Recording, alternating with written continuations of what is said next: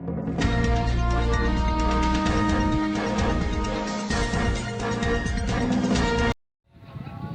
teman-teman bisa lihat tadi 10 menit dia, apalagi kalau ini hari per hari, minggu per minggu. Tadi kan saya mau lihat itu aja 10 menit ini bagaimana dia dengan kondisi fisik itu, karena sedikit dia punya kekuatan, enak dia main bola, bergerak. Target pemulihan fisik berapa?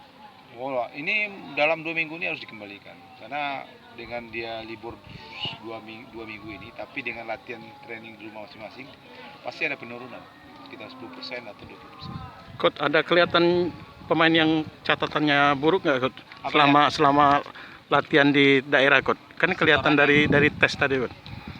belum saya lihat, ini Belum. perbandingan. Habis ini kan saya mau tanya tentang pelatih fisik, nanti ada gambaran dari awal, akhir mau latihan kemarin kan dites. Ya. Awalnya gimana? Valentino gimana kondisinya? Oh iya, dia masih cedera, itu masih pemulihan. Cedera apa? Hah? Cedera apa ya? Apa namanya, tendon dia di sini. Itu berapa waktu? Dia udah pemulihan sih, seminggu 2 minggu ini. Bisa. Ya, kalau dia nggak ketarik, kalau ketarik lama, ketarik speed.